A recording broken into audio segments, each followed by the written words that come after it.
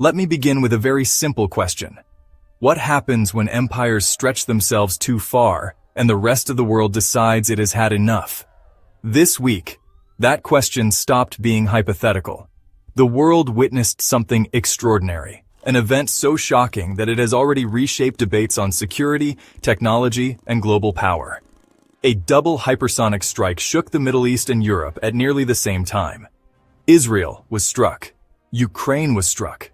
Two of America's most critical allies found themselves hit with the one weapon they were told could never pierce their defenses. The attackers? Russia and Yemen, with China simultaneously parading its military power on the world stage.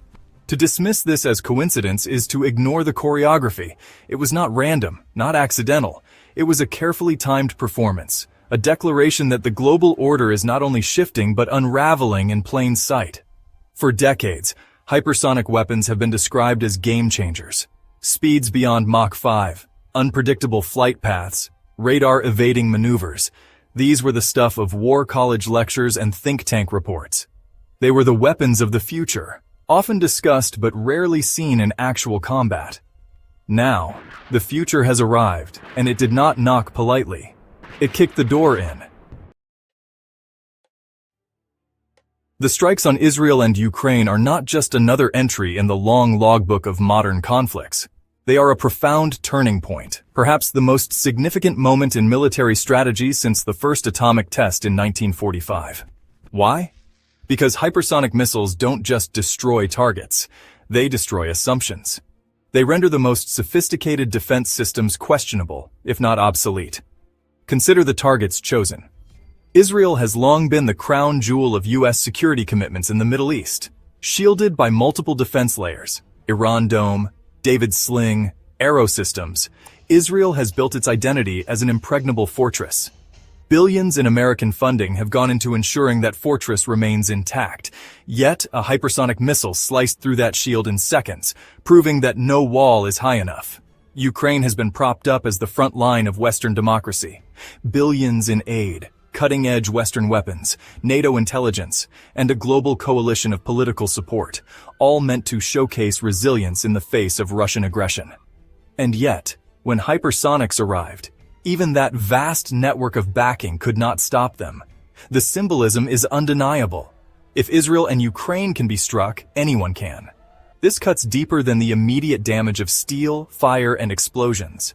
It digs into the psychology of deterrence. For 70 years, deterrence theory rested on the idea that defense and retaliation could maintain balance. If one side struck, the other could shield itself or respond in kind. Hypersonics collapse that framework. They compress the reaction window from minutes to seconds. Leaders may no longer have time to think, let alone act. That does not just destabilize military planning. It destabilizes diplomacy itself. For decades, the West invested staggering sums into anti-missile systems. America's THAAD and Aegis, NATO's Patriot batteries, Israel's layered shield. Each new system was presented as the answer, a way to guarantee safety. But the double strike revealed an uncomfortable truth. Offense has once again overtaken defense. It is an ancient cycle of warfare. A new weapon emerges that defense cannot counter. Castles once made knights feel invincible, until cannons shattered their walls. Machine guns ended the charge of cavalry. Nuclear weapons redefined the meaning of total war. Now, hypersonics stand as the next disruptive force. Defense systems that worked against conventional missiles are suddenly outdated. The shield is cracking and the sword has the advantage once again. The effect is more than technological. It is psychological. When Israel's shield is pierced, the world sees it. When Ukraine is struck despite NATO backing, the world notes it. If those allies can be reached, then every American base, every NATO capital, and every partner state must ask itself, are we next? The simultaneity of the strikes was no accident. Israel and Ukraine were not chosen simply for strategic convenience. They were chosen for their symbolism. Striking Israel was a way of saying, America's closest Middle Eastern ally is not untouchable. Striking Ukraine was a way of saying NATO's billions and intelligence networks cannot save you. Doing it nearly at the same time was a way of saying to Washington, your adversaries are coordinating, and you are unprepared. This was not just about missiles, it was theater, military, political, psychological theater. Every missile was not only a weapon but also a broadcast message to the global audience. The world did not wait long to react. Markets trembled. Energy prices swung wildly as traders calculated what war at hypersonic speed could mean for oil routes and shipping lanes. Governments scrambled. Leaders rushed to reassure their people that defenses remain strong, even as doubts spread. Allies whispered.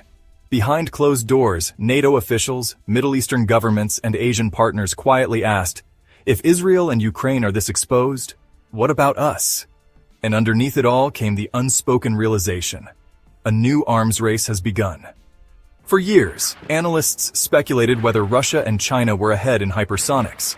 Those speculations are no longer theories. They are facts demonstrated in combat. The US and its allies are not leading. They are playing catch-up. And once such weapons are used in real battle, the taboo is broken. The threshold for use lowers. What was once unthinkable can become routine. The double strike is more than an act of aggression. It's really the opening act of a new chapter in military history.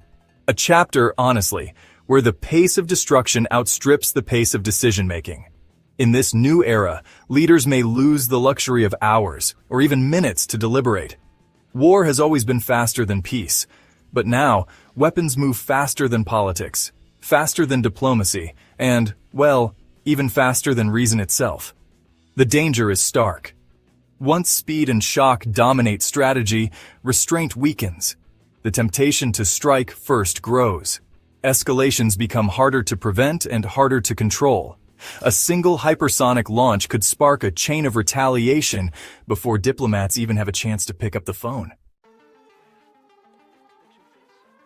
For Israel, the strike shattered the aura of invincibility. The Iron Dome wasn't just a defense system.